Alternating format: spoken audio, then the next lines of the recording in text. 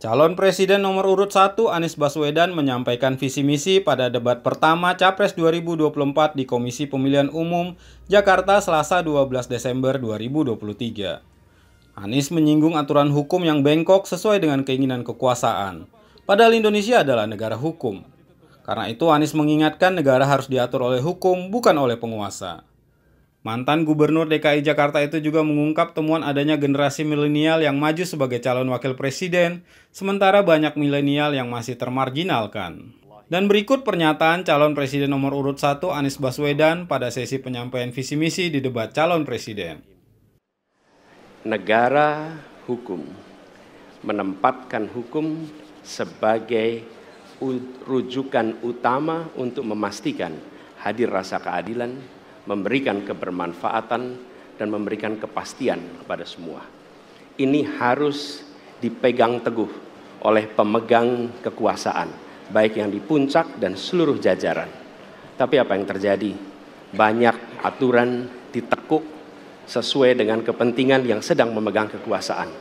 Apakah ini akan diteruskan? Tidak. Ini harus diubah. Ini harus dikembalikan.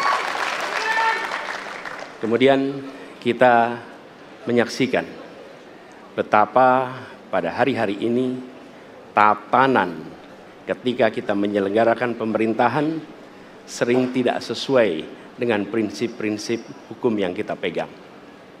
Karena itulah kami melihat perubahan ini harus kita kembalikan. Negara ini adalah negara hukum, bukan negara kekuasaan. Dalam negara hukum, kekuasaan diatur oleh hukum. Dalam negara kekuasaan, hukum diatur oleh penguasa. Dan kita tidak menginginkan itu terjadi. Pada saat ini, kalau kita lihat hukum itu harusnya tegak begini. Inilah hukum. Dalam kenyataannya, dia bengkok. Dia tajam ke bawah, dia tumpul ke atas. Dan kondisi ini tidak boleh didiamkan, tidak boleh dibiarkan, dan harus berubah. Karena itu kita mendorong perubahan. Mengembalikan hukum menjadi tegak kepada semuanya. Dan bila kita saksikan hari ini ada satu orang milenial bisa menjadi calon wakil presiden. Tetapi ada ribuan milenial generasi Z yang peduli pada anak-anak bangsa, yang peduli pada mereka yang termarginalkan. Ketika mereka mengungkapkan pendapat, ketika mereka mengkritik pemerintah, justru mereka sering dihadapi dengan kekerasan, dihadapi dengan benturan, dan bahkan gas air mata. Apakah kondisi ini akan dibiarkan? Tidak, kita harus lakukan perubahan.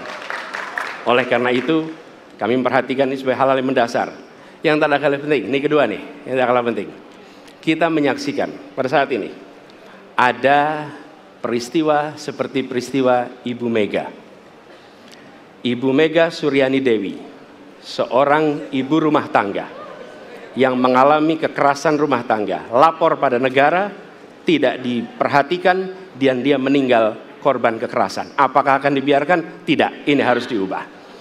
Dan tidak kalah penting, hadir bersama saya di sini, ayahnya Harun Ar-Rasyid.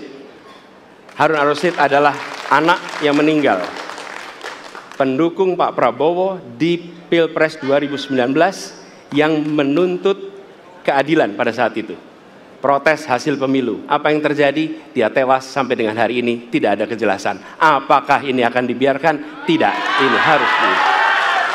Karena itu, kami mendedikasikan diri, hadir untuk memberikan komitmen bahwa dari puncak sampai ke bawah, kami akan tegakkan hukum pada siapa saja. Kami kembalikan marwah kehidupan bernegara yang menempatkan hukum sebagai tempat yang paling tinggi.